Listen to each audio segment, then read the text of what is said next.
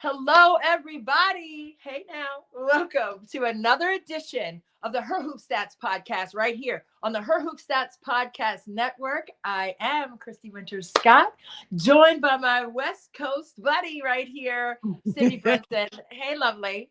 How are you? Hey, how are you? I am very well, thank you. How are you doing? What's I going am on? loving the WNBA schedule drop on the socials. It is unbelievable. And I don't care if I never see another team schedule because I saw what the Toronto Tempo did in conjunction with Canada Lego, and they win.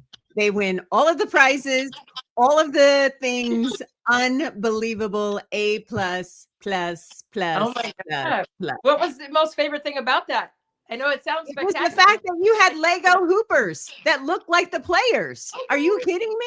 I love Anytime you do something with Legos, you have my immediate attention. And then when you combine it with women's basketball, my favorite sport, winning. done. I love that. Oh my gosh. So hopefully, contractually they can iron some things out so we can see the actual hoopers. We love the Lego hoopers in Yes. Toronto. See these actual human hoopers come season time. So hopefully they're Yes. But here's my thing. If the schedules are being dropped by all of the teams across the board, for me, that's a signal that maybe something is happening behind the scenes, some back channel communication with leadership, with teams, because this is a lot of excitement to build up, to get the fans excited and to not have a payoff. So I'm hoping that we're just not seeing what's happening behind closed doors and that hopefully the league and the players are getting close to a deal. Yeah, I've got both fingers crossed. My toes are crossed, and I'm now crossing my eyes. So, yeah, everything is crossed. There we go. Yeah, we just don't want to sacrifice the momentum, but we also don't want to sacrifice the integrity, right, for the players. So No. I am, I'm hopeful. I Yes. love that they just dropped the schedule. So Yes. bravo. And Bravo. I love that the WNBA is kind of playing catch up because the big drop of the day happened early this morning from Nashville, Tennessee. Season 5 of Athletes Unlimited is on the way. And as a day oneer with this league, I am beyond excited. The Music City is such a good home for Athletes Unlimited Pro Women's Basketball. We have a home now on ESPN Plus, will also be available on WNBA's League Pass as well for free. So plenty of opportunity to watch. And Sid Colson is going to be a broadcaster as she recovers from her ACL tear. So yeah. And her buddy TP, Teresa Plaisance, is going to be an in-arena host for us as well. And then, she's going to pop on some telecasts as well. So yeah, we got the Sid and TP vibe. Cheryl Swoops is back, the Hall of Famer, the 3-time WNBA MVP, the 3-time gold medalist. You know all the things. She is a hoopa extraordinaire. So when she shows up, it's legit. I'm super excited. Yeah, for sure. I mean, 4-time WNBA champion as well. Yes. Yes. I love TP, Teresa Plaisance, playing here in DC for a while. So got to know her really well outside of her stat line. So just a lovely personality. Her mom was a coach. So just all the things. And Sid Colson, say less. Like, right? Her to get the mic on and just say, honey. I love it. Yes. Hey, 51. That's a 51 representative right there. So let's go 5-1. Yeah. There's something about you 5-1s, man. You got the laughs, you got the joy, the humor, all of the things. Why not? I mean, why not? It's a YOLO moment for the 5-1s. Let's go. It is. But there's also a lot going on the collegiate level of hoops, Cindy. And wow, I mean, the topsy-turviness of the top 10 or the top 25 even has just been exceptional, right? We've seen some really great hoops. Some things are surprises, some things not so much, but everything is awesome to see. I mean, it just the momentum of right now in college basketball is so heavy. But I love to see, teams that aren't ranked come in and just knock those doors down and take some wins when they leave. K-State, K-State, that Texas Tech. Listen, The Big 12 can't decide who wants to be in the top 25 because every week somebody exits and somebody else enters. Iowa State steps back. West Virginia steps back in. Oklahoma State's been in. Now they're out. Like, it's just crazy. The only teams that have been consistent in the Big 12 have been surprisingly Texas Tech and Baylor. I mean, it's like, and TCU. Who else wants to join the party and stay in the top 25? That's how crazy this season has been so far. It has. Like this past week, I know there are games last weekend previously, but in this past week, what games have stood out to you? I mean, there have been some huge comeback wins for some teams. I know Ohio State had that 2-point win over TCU, but they had to fight back. They were down by a ton in the first half. Yeah, they got down double digits. Yeah, let's go with that game to start. Like, what did you see in that game from Ohio State that showed you that they have a chance? That they were all pulling on the same rope. Kevin McGuff for years. Yeah. Kevin McGuff for years has been looking for consistency from Ohio State. And he found it against TCU. And he kept the Horned Frogs off the 3-point line. TCU can sometimes find itself living by the 3 and dying by the 3. And that was an example of the 3 ball not falling. And what Ohio State didn't get credit for on the telecast, surprisingly, was the fact that Marta Suarez, who averages nearly 17 points a game, was held to 2. She could not handle the size inside that Ohio State brought. And it was the game. It changed the complete complexion of how the Horned Frogs wanted to run. They do a lot through Suarez, and they couldn't. And they put all the scoring onus on Olivia Miles, which you would think would be a bad idea. But when she has to do all of that, guess what she's not doing? When she's scoring, she's not assisting. And then the offense becomes one-dimensional. So credit to McGuff and his staff, because that was a chef's kiss of a comeback. It most certainly was. And what I was getting at was Chance Gray, right? She was phenomenal game. Like, she was so good. And in terms of her consistency, and Jelani Cambridge, she came alive in the fourth quarter. She had 10 points in the fourth quarter alone to help drive the comeback for the Buckeyes, but Chance Gray was consistent throughout the game on the offensive side. And Jelani Cambridge, she's going to be seeing and receiving a lot of schemes defensively against her, but I think she found some comfortability and some fluidity on the offensive end down the stretch when they needed her. What did you see with that dynamic duo offensively, especially in that fourth quarter down the stretch? Well, I saw Jelani involving her sister, right? Her sister hits a big 3, and their sister connection just kind of seemed to spark something in Jelani. For my money, Jelani is Kennedy Carter, right? She's Ohio State's version of Kennedy Carter. She is an automatic walking bucket if you don't have a hand in her face. And it doesn't matter if she isn't hitting her shots in quarters 1 through 3, because she's going to keep firing. She has the memory like the goldfish, and she knows eventually those shots are going to fall. And what happened was TCU saw that she wasn't hitting earlier, and the defense got a little less aggressive, a little less intense. And Jelani stepped in and said, let me hit this elbow. Let me get to the nail. Bye-bye, boo-boo. Let me blow by. And she got comfortable. They let her get comfortable. They made her uncomfortable for 3 quarters. And then she got in her comfort zone, and it was bye-bye, boo-boo. Like, I was so impressed with how Jelani just stayed with it. And then to your point, Chance Gray had been pretty much shut down in the second half. She hit those 5 threes in the first half, like literally kept Ohio State connected, right? Because Jelani wasn't hitting. And then when Ohio State needed a big bucket, who does McGuff draw up? Chance. She steps into that 3, bang. It was a dagger ball game.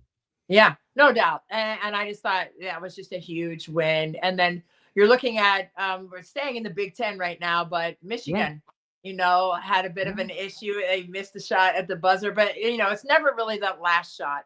And you can tell people who missed that shot, you can tell them that until you're blue in the face, but they're not going to believe it because they want that responsibility and kind of take it on their shoulders. Speaking from experience over here, on both sides of it as a player and a coach. So I didn't want to hear it as a player, but as a coach, I would definitely say it because things happened in the first quarter that made the difference in the game as well. But the urgency of that last opportunity is something that you can't really measure. But in that game, Michigan played so hard. They were down 17 at halftime and ended up losing by 3 to, you know, it was a game tying bucket that Swords missed for Michigan, the sophomore, the sensational guard. But what did you see in that game, especially the moxie and the commitment to grit that Michigan put on to even be in that position to take a shot to tie it at the end? Listen, I see Michigan collecting these scar tissue moments. They did it against UConn. And now in this last game, they are going to wreck somebody or 2 or 3 in the NCAA tournament because they are losing in ways that hurt so bad you want get back, right? And so I think a monster is being created for the NCAA tournament. There's always that one team that just kind of grabs everybody's attention, grabs you by the shirt collar in March Madness. And I think Michigan can be that team because of these iron sharpening iron moments that we have seen in the college basketball regular season. It's pretty impressive. I'm not going to lie. Yeah, for sure. And, you know, you're looking at a team, and you mentioned Michigan's matchup earlier this season against UConn, and UConn has beaten everyone that they have played by double figures except Michigan. They did beat Michigan, but it was a close game. They zoned UConn, you know, and UConn was missing those shots. And Gino Auriemma just said prior to the Notre Dame game the other day, he was like, you know, everyone's like, well, I guess we should zone UConn. And then he said, then the next game we hit 10 threes against the zone. So they were just missing shots. And not begrudging the defensive application that Michigan put forward to UConn. So, I mean, it was great defense, but also they were missing the shots that they were able to get, you know, and have the opportunity to make. They just didn't make them. But I just thought that was intriguing to hear Gino say that. You know, now everyone's thinking they should zone us, but then in the next game we made them. So it was like, you know, sometimes you don't know until the game unfolds in front of you what it's going to look like and feel like. But for them to, you know, only lose in single figures to a team like UConn, who is an absolute machine, and we will definitely get to the discussion of Gino Auriemma after winning 12 overall championships and 24 Final Fours. It's just insanely good. We will get to them, but going back to Michigan, they're super young, to your point. The scar tissue that's being developed, as you said, the 3 sophomores. I mean, it's just been really fun to watch them continue to grow game by game. And you know, now they're going to be back, obviously, in the Big Ten motion of things. They were in the top 6 in the country. Played an undefeated team in Vanderbilt, who has the coach Shea Ralph, who played at UConn for Gino, coached with him on the sidelines there for years, and now has an undefeated like juggernaut of a team in the SEC and Vandy, but really went toe-to-toe with Michigan there. And that was just a great overall game. What do you see from Vanderbilt and Shea Ralph and what she's building there? I see Camille Pierre's departure didn't phase Vanderbilt at all. And that is the most impressive thing to me, that their rebounding hasn't been impacted. Like I thought it was going to just be a black hole, and that has not happened. To lose somebody who is a walking double-double, that Camille Pierre is now just rocking it for NC State. I thought that was very impressive. And then the way she is shepherding Michaela Blakes is just beautiful. It's artistry. She is pouring love and excellence into that young woman and getting it back tenfold. But when she sees that Blakes is under pressure, she's finding ways to get the offense to give her a break. Because to Michigan's absolute credit, they made Blakes as uncomfortable as I have seen her this season. And when you can do that to a top 5 scorer in the entire NCAA, that is a tremendous scout, and that is a dedication to digging in and staying in the stance and keeping your hands up and all of the things.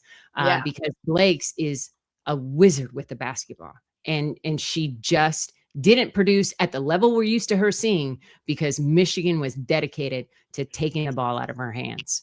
Yeah, they were locked in for sure. I mean, defensively speaking, Michigan's been in the top tier defensively in the country for the last several seasons with Kim Barnes Arico. And, that's just the side of the court that they are just unrelenting in terms of their pressure and disruption. And like you said, active hands, active feet, the passing lanes, but also the work is done early defensively as a unit, not just on one specific player. But when you have a player like Michaela Blakes, you need to know exactly where she is when she crosses half court. You need to understand how to cover her in pick and roll situations if she's the screener or the person with the ball. So I think Michigan did a fantastic job of really being disruptive early with Blakes and disrupting where she was trying to get comfortable, right? Not, okay, she's comfortable, let's try to take her away now. No, they took it away before she got a chance to get comfortable, and it made it even tougher for her to get loose. So I just thought that was just a really magnificent defensive job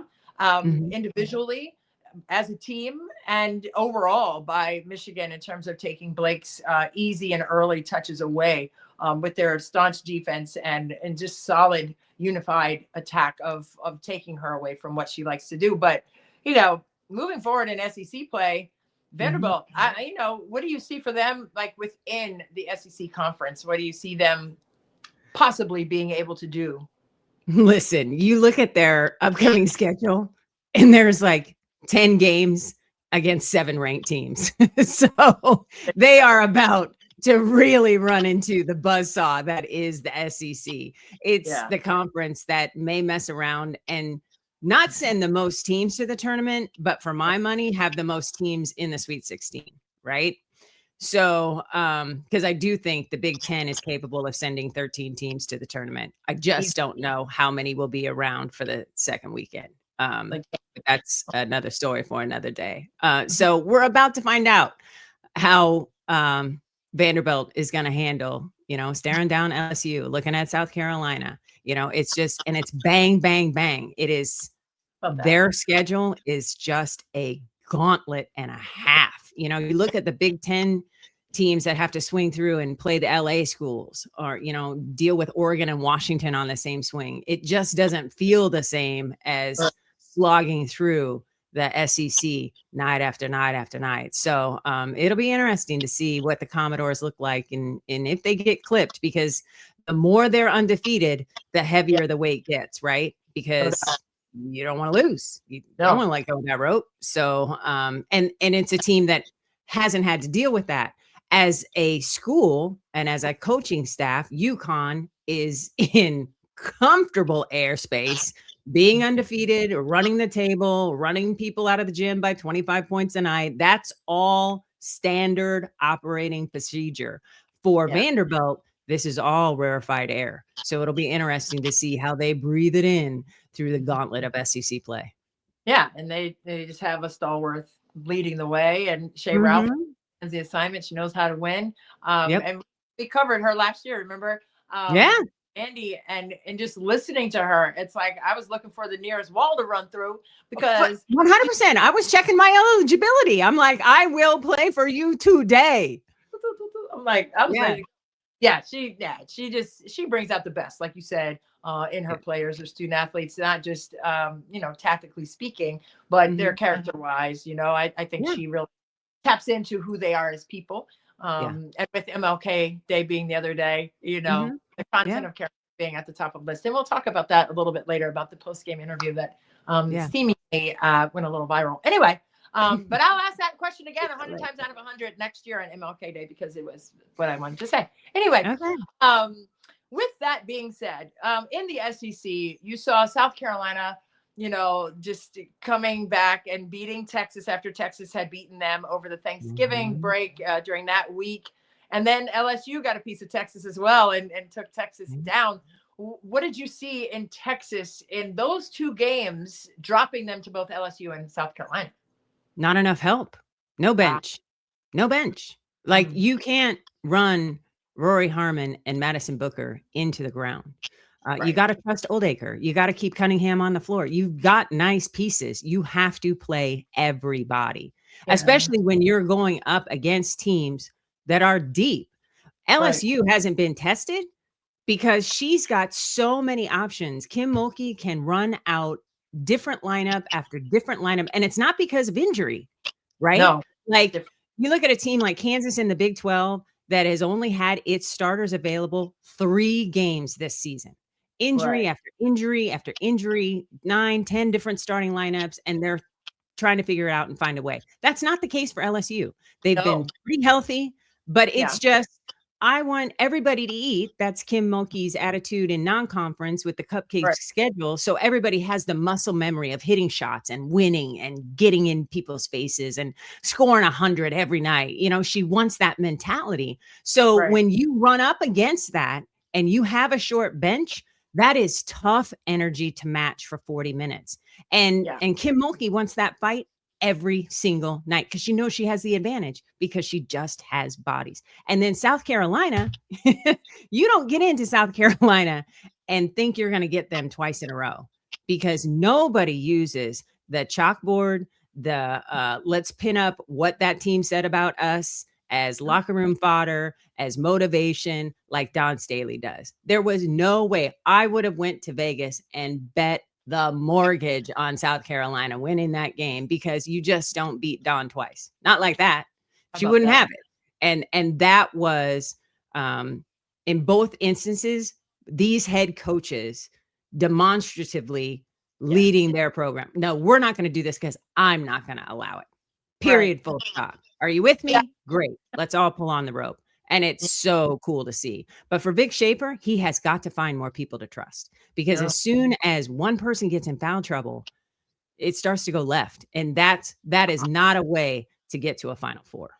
Yeah. Yeah. I mean, it's a tough week in the SEC for Texas dropping those 2 games. But, you know, and like you said, I mean, you can win games in different ways, but you can also lose games in different ways as well. Mm-hmm. And that's what happened with Texas. And to your point, depth needs to be addressed. But I mean, I coached for a long time, man. 7.5, that's as far as we're going in the pitch. sometimes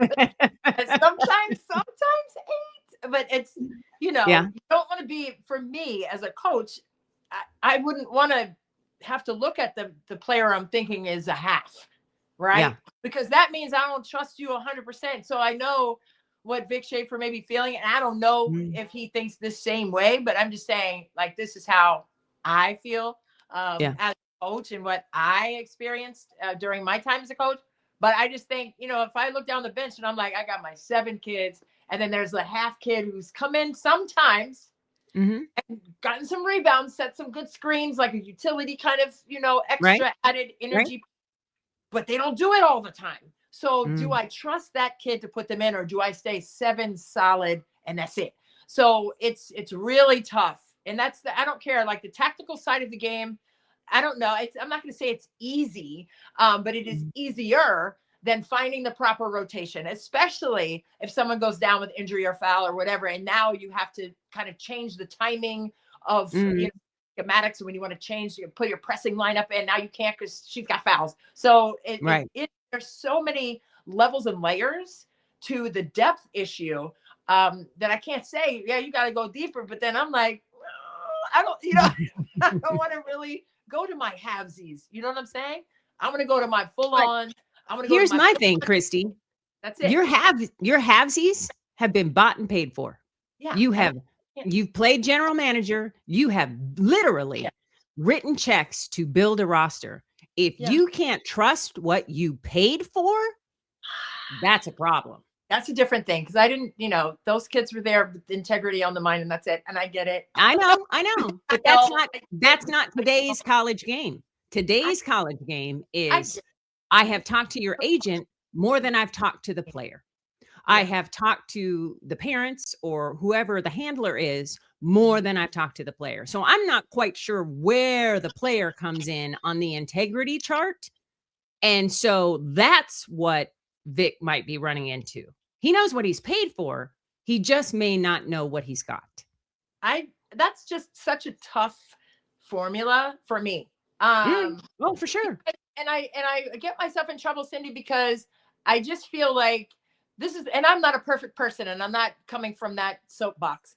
Right. I will say that I know my heart and love for the game is 100% out of 100%. Okay. And there's nothing in there that's like, well, maybe, no, I'm like, I am 10 toes down with the love of the game. So if you put money behind that, that's a cherry on top. That's not the reason why I'm playing. So I hope that that's not what's happening with this NIL atmosphere in collegiate athletics, not just basketball on the women's side. I don't care. Football, all the things. Like, do not make money the reason you're going to be enticed to compete. Let the love of the game lead you to that. And for me, as a coach, that's what I want to see. I want to see, is the love of the game your motivator, or is it incentivized by how many rebounds and assists and points you get?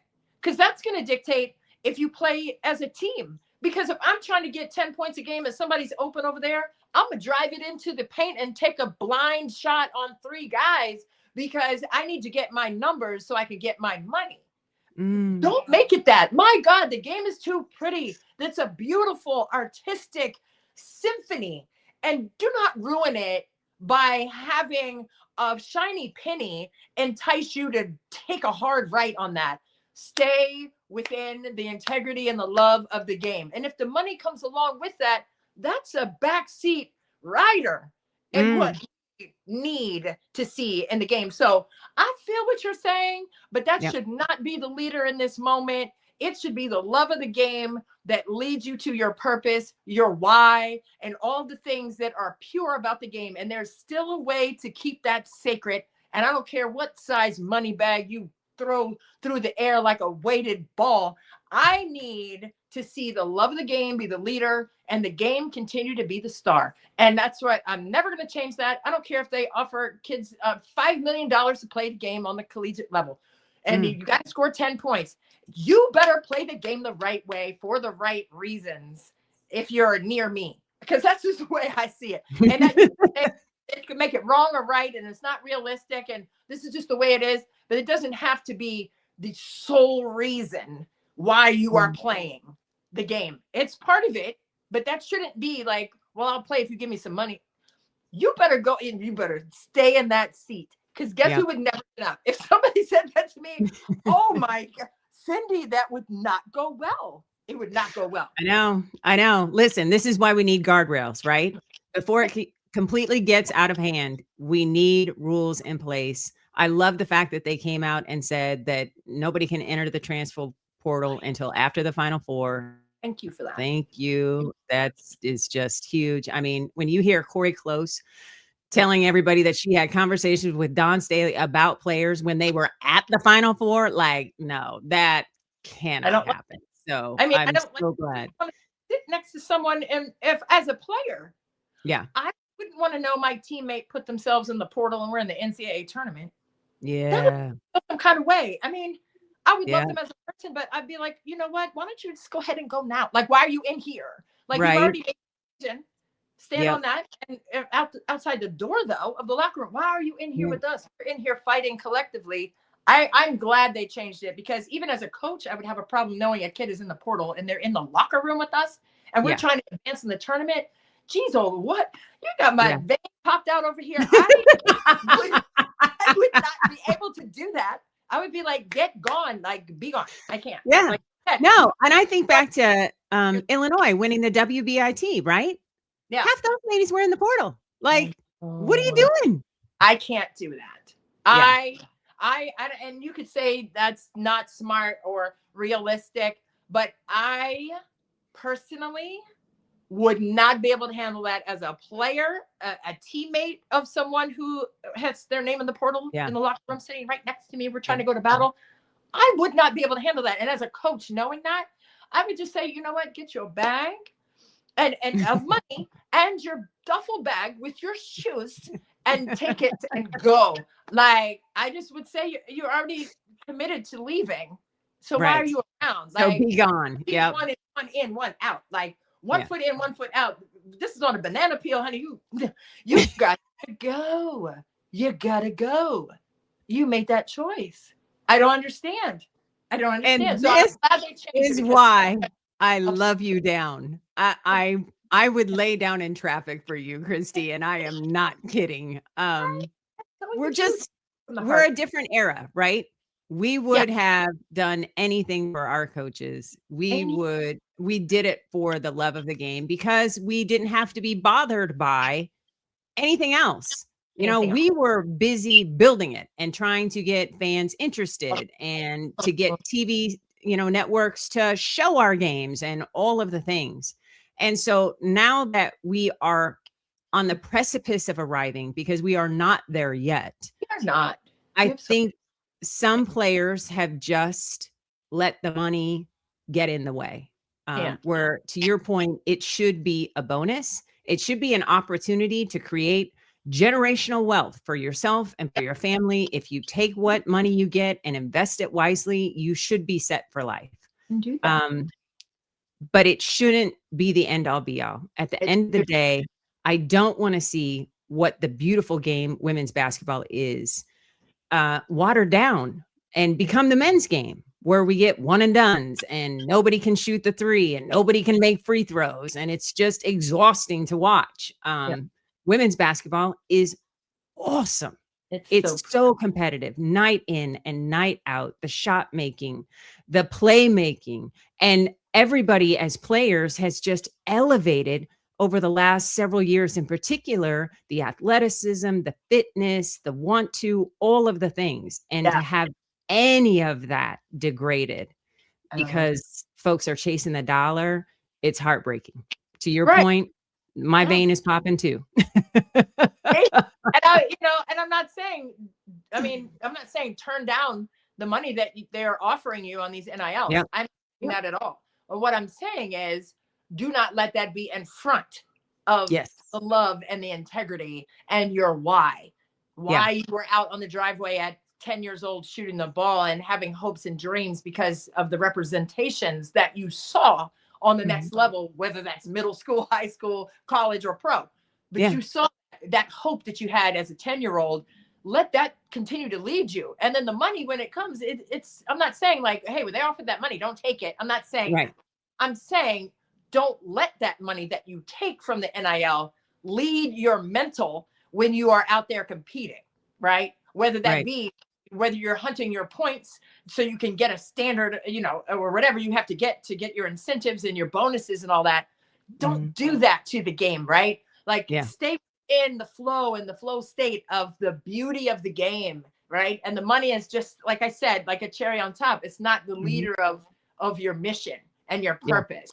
Part of it, because it's there, and take it, but don't let that just spoil and mold the real reason why you love it and why you're playing the game and who you're playing it for, which is the next level of players who are coming in and watching you, right? So it's like the baton being passed. So are you passing a piece of rotten fruit forward, or are you passing a brick of gold, right? So that, my friend, is the difference in what we are doing when we are looking at players who are playing the game for different reasons and with the lack of integrity therein. So make sure that you're passing that brick of gold instead of that bad fruit. Like, we need to have the game be based on what it's always been based on, and that is the love and the passion and the strong shoulders of will and grit from the past players who didn't get paid anything, right? But play for the love of the game. So keep that the main thing. My mom always said, keep the main thing the main thing.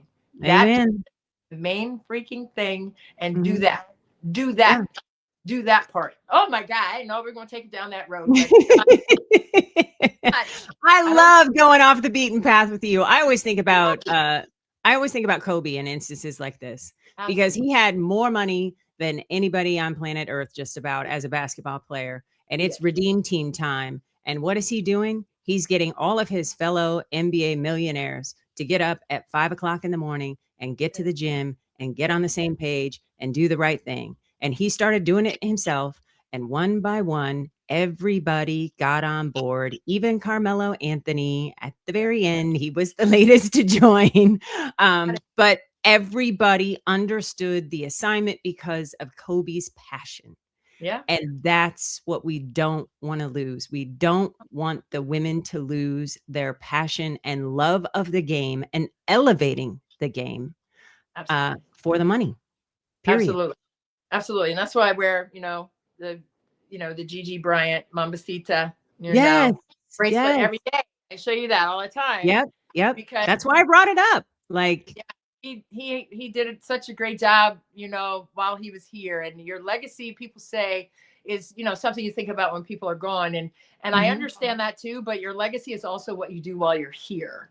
Like that was legacy, like what you just said, and what he continued to pour into the game, not just with the Lakers or USA Basketball, but also with Gigi and her team, and that he was coaching, and all the that he did with the current players in the WNBA, like Sabrina Ionescu, and just all the players that he poured into in a major way. Candace Parker, I could go down the list, but it's just you still feel the remnants of his legacy, which is still obviously prevalent, but you have to continue to honor that, and the love and the passion and the extra work, put the work in, and let the journey continue to be the dream. And that's where I think, the game should continue to stand, like with the journey of it all being the star of it all. So from your lips. I like it. From your lips. Oh my God. Imagine me going down a rabbit hole and not coming out. Oh my God. But I can, I just go way down. But I'm right there with you. I'll get one of those hats with a headlamp. I got you. I just love it so much. And I don't even have to say it because I think you can feel it. So I hope you can feel it. But, with that being said, let's take it to, the national portion of the game, and number one overall UConn. And we already kind of raised upon what they have been able to do this season, and it's just been amazing to watch them on TV and in person the other day against Notre Dame. Right. Had that because you were on that game, let me ask you this point blank: is this UConn team today better than the team that won the championship just a season ago? Yikesies. Woof. That's just such a loaded question, because every team is so different, but at the same time, I'm going to say yes. And that's in no whatsoever disrespect to Paige Beckers, the number one overall pick at the WNBA draft, to the Dallas Wings, and obviously player of the year, and all the things that she was able to accomplish, even with injuries, but still persevered and came through. And, with the Butt getting MVP of the Final Four last year and persevering through injuries during her career prior to that. I mean, there's a lot to be said, but there is also a lot to be said this season and this iteration of UConn women's basketball. The fact that they have more depth and they can hit That's you with it. Let me stop you right there. That is the difference. Last year's team was 86th in the nation in bench points. There you go. This season, they are top 5 in the country. There you and go. They are the number 2 scoring team in the nation, just trailing LSU by a hair. So, it's the scoring, the balance. Your eyes do not deceive you. And for my money, that is what makes the Huskies of this iteration better than the team that cut down the nets. Yeah, no, I agree. And the thing about it, going into the game against Notre Dame, UConn was number 1 in the country in assist numbers, 24 assists per contest. And I asked about that, and I was like, what is it about the way that you're able to get 24 assists and share the basketball and make the extra pass? Kind of to the point we were talking about before. You have all these All-Americans on the floor who can get buckets whenever they want. Okay. But he said to me, and to Chris LeBlanc, he said to both of us, he said, we have willing passers on this team. He also added that, we're not the best offensive rebounding team because everyone thinks all the shots are going in. But that's just how confident they are. But, he's so funny, but he's very truthful and genuine observations, obviously, with 12 championships. But he did say that, when we share the ball, we're at our best. And it doesn't matter if it's fast break. It doesn't matter if it's in our secondary, early offense in the quarter court, or when we run through our stuff, we're going to make the proper passes. And the one more and the beauty of the game shines through in that way. And he said they've always been top 5, in assist numbers over the years. But he said the difference in this year's team and the 24 on average assists that they are able to garner, he said, they're making the shots. Like, we just have like waves of kids who come into the game who, number one, are unselfish. AZ Fudd mentioned that pregame as well. We're unselfish. And we also make shots. Like, we have players who are put in positions where they are able to star in their roles, in their respective roles. And I thought that was just such a great way to put it. And they're disciplined, obviously, to be number one in the country and undefeated right now, coming off of a championship season. But he said, I was like, what do you think of when you think of this year's team? And he says, I'm just incredulous. I just think I'm just incredulous because we don't have Caitlin Chen, running the show. Right. We don't have Player of the Year Paige Beckers, who was doing everything out there. And we're still able to play the way we want to play, right? We're still able to share the basketball. We're still able to defend in a smothering, stifling way. But I just loved how Azzi said, the content of this team's character, which is what I asked her. I was like, what is the content of the character for this team this year? And she said, we are unselfish, because it was MLK Day. So I had the pregame and I asked her that, and she was just very eloquent with her answer on that. And she said, we're unselfish. We work hard. We work for each other. We hold each other accountable. I mean, it was all the goodness of team that came out of her on that answer, speaking to the character of the squad of this year's team. And I just thought, as a leader and someone who won the MVP of the Final Four last year, to come back with new pieces around her, I just thought it was just amazing that unselfish was the first word out of her mouth. And that's why their fans are booking flights to Phoenix and the women's Final Four in the first weekend in April, because UConn is showing shades of the half dozen undefeated teams that have won the table in their lore, or run the table rather in their lore, and went on to win it all. That is the vibe that is coming out of Storrs, Connecticut now. Yeah, no doubt. And, if they did repeat, it would be the first time UConn has repeated as a champion since Stewie ran the table her 4-year career there. Yeah, the four-peat. Something I never thought we would see until I saw Sarah Strong play. How about Sarah Strong? Oh, my goodness. Great. You know what? She is a combination, for my money, of Maya Moore and Candace Parker. I love that. No, I can see it.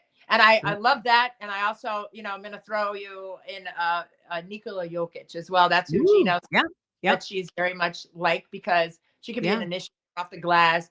She can space the floor. And he said in the Big East, there's not a lot of size inside, right? In terms of players. And with Sarah Williams now, the transfer from Wisconsin on the roster with UConn, takes some interior pressure off of Sarah Strong. Not that she had pressure, but, they can't up on her, because they also have another big down there now with Sarah Williams in there defensively as well. So just a lot of compliments for Sarah Strong in that way. But for me, I mean, she leads the team in points, rebounds, steals, assists, and blocks.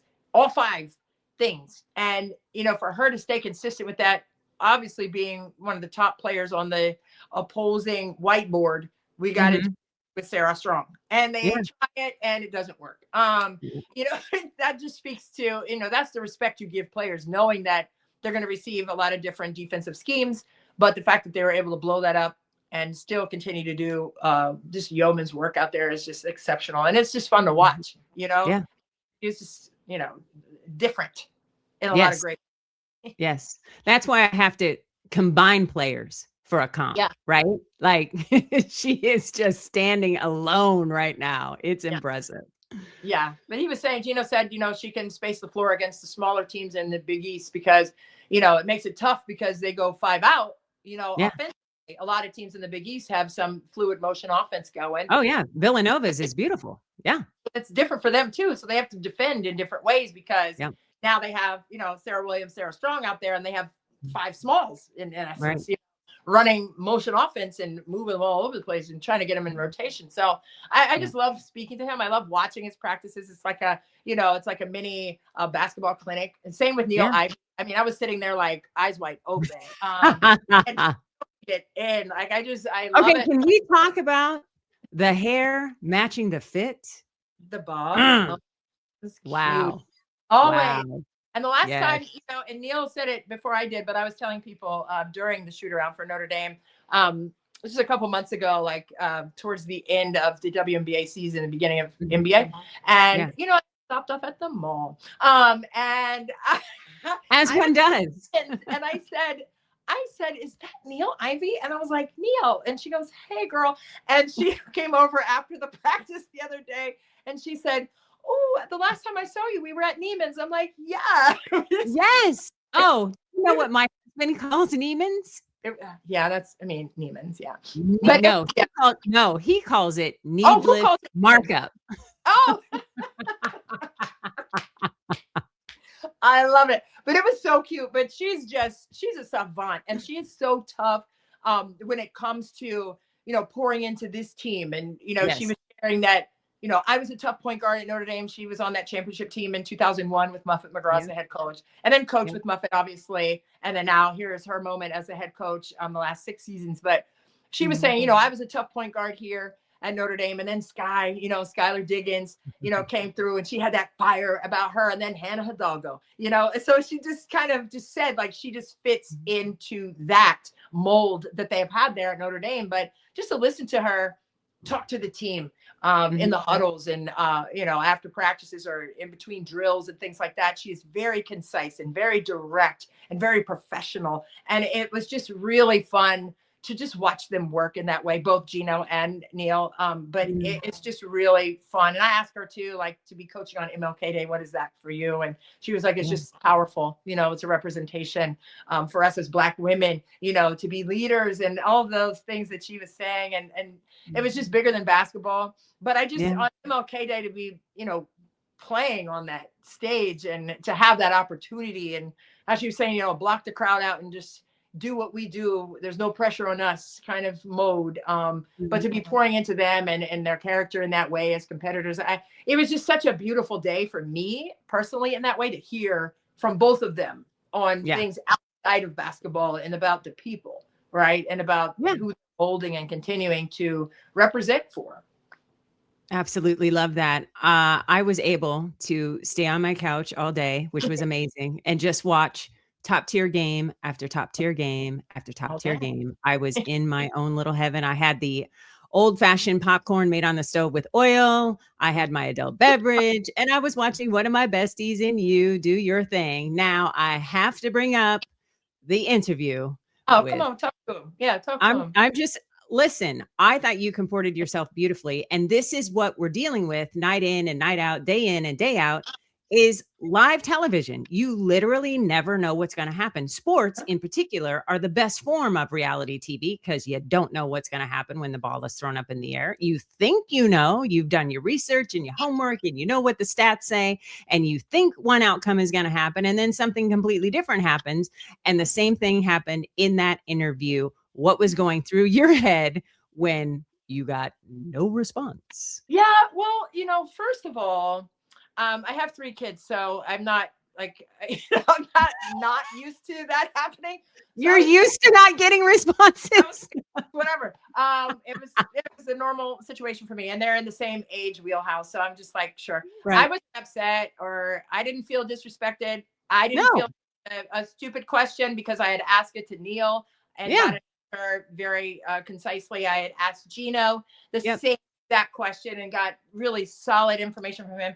And asked the same thing with AZ on the pregame interview with her and got a really, like I said, a solid answer from her. And clearly it was MLK Day. And clearly that's what I was going for outside tactical things that I had already asked her, which never ran on these clips or whatever. And my daughter, Bree, who is 22 years old, she's like, Mom, you're blowing up on TikTok. I was like, I don't care. And I don't, and people can have their opinions and sit behind the keyboard and say whatever. But number one thing, my parents always taught me, consider the source. I'm going to consider the source. My source in that moment was to find out, the character. And on that day, MLK Day, I was like, what is the content of your character as a competitor? And I thought with it being MLK Day and having previously asked people already, and gotten answers. And I'm a very curious minded person. So I wanted to know what she thought of that and having the opportunity to compete on MLK Day. And she didn't have to answer things. And as a media person who has coached and played, I already know just because they ask a question doesn't mean you have to answer the question. So I understand that full on. But at the same time, I just moved to the next thing. I was like, okay, well, moving forward, what does this win Well, say about that was the beautiful part. That was what I was telling broadcasting folks I that I mentor to take away. Like, all right, it doesn't go as you anticipated, keep it moving. And oh, that was a 5-star effort by you as the uh, follow-up. That was wonderful. but people are always going to judge, everything. And, maybe she felt uncomfortable. And I didn't ask the question for her to be uncomfortable or give her a No, gotcha. I wasn't trying to no, get a gotcha out of her. And I no. don't do gotcha questions. I ask questions that are on my heart. And Mhm. also, I wanted to follow through with the linear of asking all the other people I said Sure. the same question. So for me, I'm just going to go with what LeBron said. He was like, you may like me, you may not like me, but you will remember me. And I think this That part. interview, if you didn't know me before now, I guess because of the viralness on TikTok from my daughter Bree telling me, I guess that's what's happening. And I don't care. You can say what you want about me, and guess what? I'm still standing. And guess what? I'm going to ask it 100 times out of 100 next MLK Day too. And you Yeah. can take and then you can evaluate that again too. But guess what? I'm not changing who I am for anyone. God made me this way. I'm standing 10 toes on how God made me. He made me curious. He made me Mhm. purpose driven. And he made me understand that it's not just about what you do, it's who you are. And that's why I asked the question. Yeah. And I'm standing 10 toes, and you can say what you want, and you're allowed your opinion, but so am I. That's what Amen. Well, that's that's why I all I wanted to get your side out there because I hadn't heard that or seen it on the socials. And at first, as I was watching it live, I giggled only because I was like, where is Sarah's mind right now? Because she's not listening to the question. oh And then I completely pivoted to, okay, Christy, pivot, go, go. I'm like telling you through the TV as if you can yeah, hear me. And then you did. You I just had said, well, da da da. And yeah. and it was beautiful. So for me, it was more, why did she not hear? Who's she looking at in the stands? I wanted to know where Oh, her mind was at because it wasn't with you in oh. that interview. Well, it was okay. And I have them, I'm covering their game, for TNT tomorrow with Nice. George.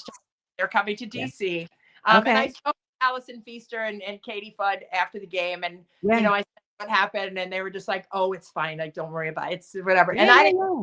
I didn't know it was going to go the way it did on the internet or whatever. But I'm really a thick-skinned person, and you have to be in this world as a Black woman. Period. Mhm. But at the same Yep. time, I'm not bothered by things I can't control, Yes. and I controlled what I could control in that moment, which was ask what I was curious about, which I Mhm. love doing. And then, she said, I don't know how to answer that question. And for me as a mom, I think I saw all three of my kids in that moment. And I was just like, okay, sure. So what do you take away from this game? you know? Right. So Yeah. as moms or whatever, as women or whatever, you just, as media people, whatever, you pivot. And Yeah. I just did a hard right. And I just asked her that. And that was my closing question. Yeah. And you I don't have salvaged a it, problem. and immediately her shoulders Of relaxed. She got more comfortable, It's and fine. it was a good finish. Yeah. So you I'll got do, the result you wanted. and I have no regrets, and I'll do it again, 100 Yeah. times out of 100. And I'm not saying that in an arrogant way. I'm just saying that in, it is what it is way. And A it happened the way confident it happened. way. It's not And arrogant, it's when I see confident. her, I'm not mad at her. I'm not Yeah. mad at her. Oh, You don't no. be mad. Like, I'm not mad. Like, I don't care. Like, it happened and we're moved on. Like, Mm. Yeah. I'm on to the next. And when Bree said that it was like, on TikTok or something like that, I said, well, I was like, well, that'll be for today. And then tomorrow they'll find something else to, talk Oh, about. 100%. You know that's true. So like, okay, I'm so over it. But I'm glad we talked about it here because I did want to clear the air on that. And I do want to say, that, I don't care. So hi to all the people and thanks for watching that part. Thanks for tuning in to the game and checking it out. But I wasn't Yeah. trying to, do any gotcha situation. I was just curious. No. So Yep. yeah, it's all love at the end of the day. Cindy, you know that. I know. That's why I wanted you to speak on it. I was like, I know where Christy was coming from. I want her to have a say. Period. I appreciate you. Wait, Of is there course. anything you want to add? I don't know how long we're almost at our hour. I know, we're Okay. trying to stay within an hour. Is there anything else you wanted to go I in. just want to get everybody excited for Athletes Unlimited Season 5. It's our second year in Nashville, Tennessee. We have got a tremendous lineup. For the first time, we have a returning champ coming to the floor in Nalissa Smith. We have the second all-time leading scorer in WNBA history, Tina Charles, hooping with us. We have a lot of young hoopers like Leah Nye and Tahina Pau, Caitlin Chen, just to name a few. Yeah. There is going to be elite basketball being played in the 5-on-5 format. And when I tell you Athletes Unlimited has put people into the WNBA, I am not kidding. You watch Sid Colson win a couple of championships with the Aces and help the Fever. That's because she got back into the league thanks to Athletes Unlimited. You see what Veronica Burton did for the Valkyries. That's because she showed up and showed out at Athletes Unlimited to get on folks' radar. We have several GMs and head coaches from the league pull up. Emily Inkstler is another person. She got an unrivaled invite because of what she's been able to do at Athletes Unlimited, and then in turn for your Mystics, Christy. And those are just a handful of a ton of great stories where we really build the 5-on-5 format, and we're fan oriented. We want to entertain everybody that tunes in. Cheryl Swoops is a live wire. And I'm telling you, Christy, the players love playing in front of her. They show up and show out to impress her, to make sure she's commenting on what they're doing. That goes on to their little viral reels that they send to their friends and family and whatever. Like, it's a thing. And I love to see it. It's so cool. So yeah, we have a great environment in the Music City. We go starting February 4th, 4 weeks strong. We end on March 1st, and it is a vibe. I love that so much. And to your point, I remember Cheryl Miller being on the call for one of my college games and getting hit with the ball in the layup line because I was staring at her.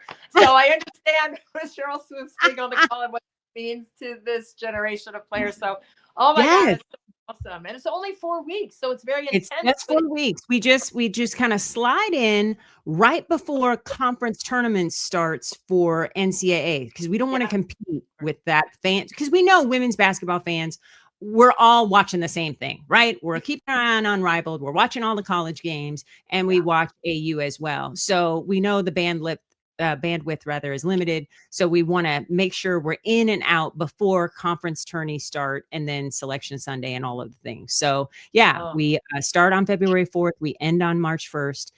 It's nice and tidy. And we have team names for the first time instead of being Team Sims versus, they came up with 4 names. It'll still be the reward system of gold being at the top and purple being at the bottom. But yeah, it's going to be really, really cool. And all the games will be available on ESPN Plus as well as WNBA League Pass for free. So there's no excuse not to watch. That's right. Free 99. That's my favorite price. Yes. No, I love it. I love it. I can't wait to watch. It's just really fun to see these pros hoop. And I don't care what league it's in, right? I just want to see them play and have the opportunity. And for a lot of these players, it's about burn, right? We saw Tahina Pau in flashes with Atlanta, but in Athletes Unlimited, she's going to get consistent burn. And then she can really add to her bag because that's what you need minutes. It's all about playing time. And that's what Athletes Unlimited offers. And it's really, really amazing. No, I love that so much. And I will definitely be tuned in, whether it's on my iPad or, on TV. Listen, Christy, we need you to pull through. We need you. Little cowboy boots, a hat. Come on now. Put a hat on. What? My cowboy Christy instead of cowboy Carter like Beyonce. That's it. That's it. Don't tempt me because I'm a I'm not. I'm inviting you. This is more than tempting. I need you to pull through, Cowboy Christy. Okay, I'll just there. I have to go shopping for boots, and maybe I'll see Neil Ivy again at Neiman's when I'm there. We go. There we go. And let me tell you about the best part of Athletes Unlimited. The best part, you don't need a passport. You get to play right here in the United States. So you put your passport down, You make your money right here in the good old US of A, and you can play in front of your friends and family all season. And Cheryl Swoops and you, period. Woo!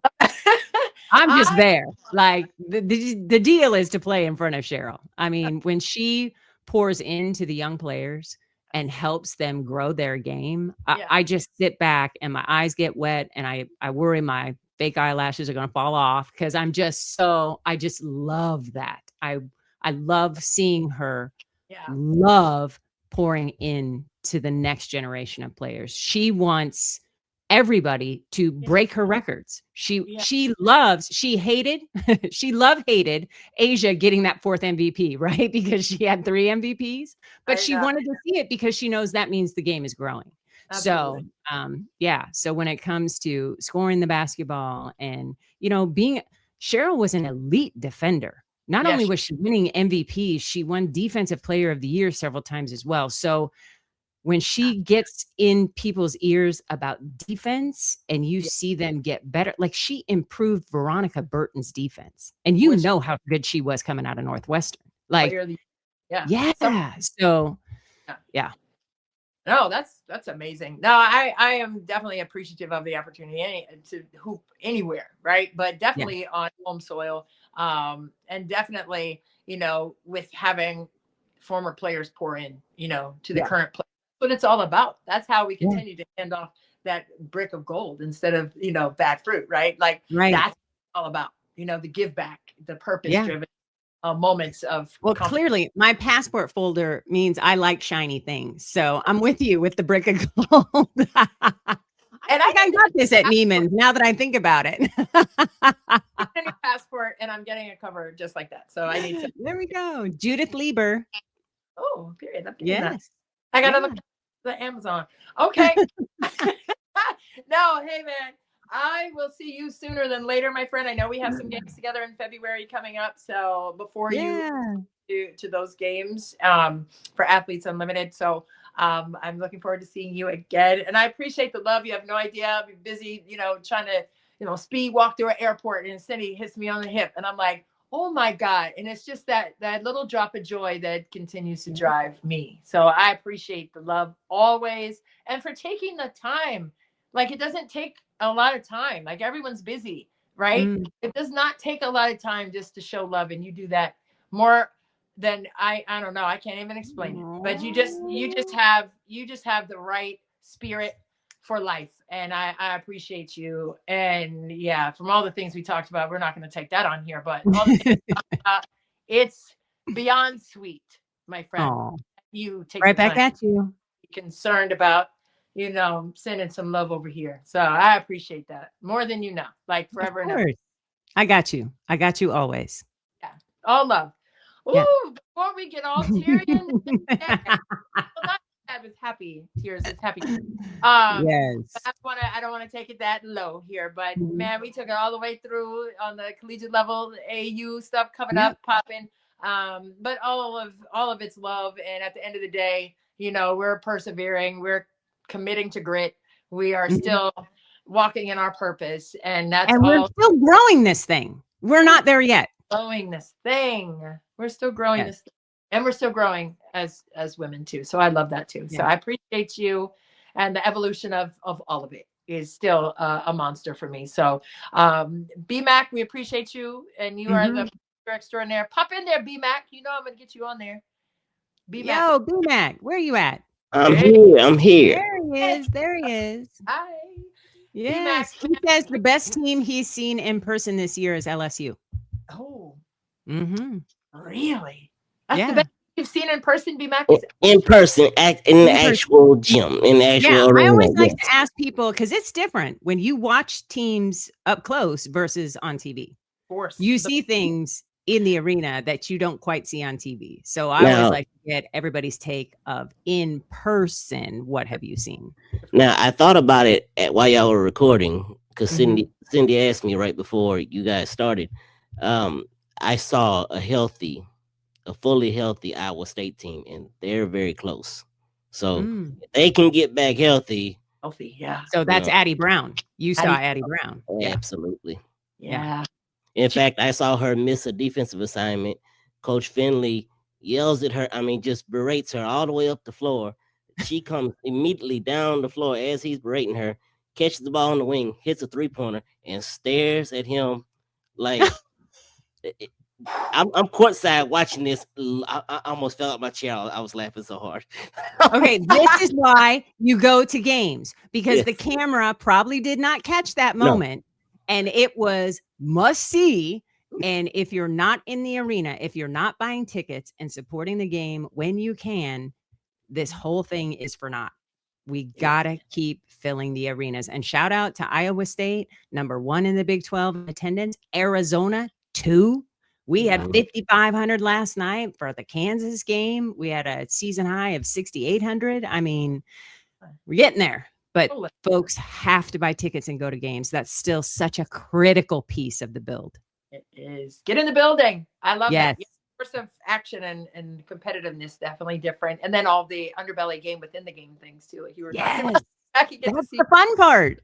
that is the fun part. That's the fun part. No, I love that. And but B-Mac, thank you so much, baby. Oh, we appreciate you always coordinating everybody, juggling all of it. But at the end of it, you get us where we need to be, right here with you guys. So we appreciate you. Thank you, babies. Oh, we're gonna head on out. Are you gonna say something? Say something, B-Mac. Oh, listen. I just want to know, what is the content of your character? Mine? Oh, see, you're being funny. You're being funny. The content of my character is, I don't care what people say about me. That's the content of my character. B-Mac got jokes, y'all. But B-Mac. let me be serious about it for a second, because I was watching that game with my parents, and Okay. you brought up how your kids are like that as well, Christy. When you asked them, my mom said that is a teenage response right there. She was not listening to anything Christy said. Oh my! I that's why I pivoted really hard. But I think I think people need to stop and check that sometimes. Even if it's not MLK Day, like why are you? What are you doing? Like who are you? Like what drives you as a competitor? What is that? Right? And I think it's curiosity for me that will always stand in front of everything, and that and integrity. So I have integrity with what I ask, how I ask, and I'll ask it again. That's where I am. Yes. That's the content of my character. I'm stand on it 10 toes. That's where I am. Yeah. And that is why I love you down. Hey, man, right there. They're in YOLO mode. It's YOLO. We're here for a short time, man. So while I'm here, I'm gonna have fun. Look, and if I have a question to ask them, I ask it. And if people don't like the question, that's on them. That's not on me. That's on them. So and I'm not talking about Sarah Strong. I'm talking about things to say. No, if you're gonna put it out there on the internet to make fun of Christy, you at least put the fact that she followed it up with a beautiful question that was answered. I mean, don't just cut it off. Show the whole thing. Yeah, 100%. Yeah, I got cut off, but that's okay. And I don't care about either. Like I know what happened live, like you were saying in the Iowa State game. You saw what happened live. The game within the part. I know what happened live. Sarah knows what happened live. We're good on it. I'm gonna tomorrow, and we're gonna fist bump. We're gonna be. There is no beef. Like there is no like extracurricular along with what happened. I am like, I don't know. I asked it happened, and I'm gone. Like that's just where I am. It's like boom, boom, and done. And I'll do it again. And I'm not afraid of that. So I mean, that's why I think when I played, I shot the ball, and if I missed a shot, I did not shoot the next one. I'm gonna shoot again, right? So that's just how I think, and I think that's just carried over years and years later. Just on to the next play, next thing, next question. So that's me for sure, 100%. And I'll ask it again next MLK Day for sure. Whoever I have on that day next year, I'm asking it again. So whoever that is, be ready, because I'm gonna ask it again. But that's a great way to close out everything. But we appreciate y'all joining us today as we chopped up so many things on the Her Hoop Stats podcast. And Cindy Brunson, I love you to death, girl. I appreciate you. Hopefully, I can't wait to see you. I hope I can get to Phoenix. I hope I can get to some AU as well with my on to the side. Cowboy Christy. Cowboy Christy. We'll do it. And B-Mac, always appreciative of your professionalism, my friend. And, you're just getting the job done and keeping these voices heard in our game. We need that to continue growing it as well. So you're a big part of that and a big piece of why that's continuing to be a great thing. Mm-hmm. And that's why I like being 100%. behind the camera, so I don't have to blush in front of you all. All So go the- ahead. on here so you can get all But the he said, "Go ahead." I'll blush, but go ahead. Tell me more. Yeah. Tell me more. No, it's all love over here for both you guys. I appreciate you. We appreciate you guys for listening. So for BMAC, our great producer extraordinaire, we appreciate you for doing that. Cindy Brunson, we appreciate your comments and always your wisdom and love of the game shining through. And you guys are so great. We're here on the Her Hoop Stats Podcast Network for you guys. So for BMAC, Cindy, I'm Christy Winter Scott, and we will see you guys next time.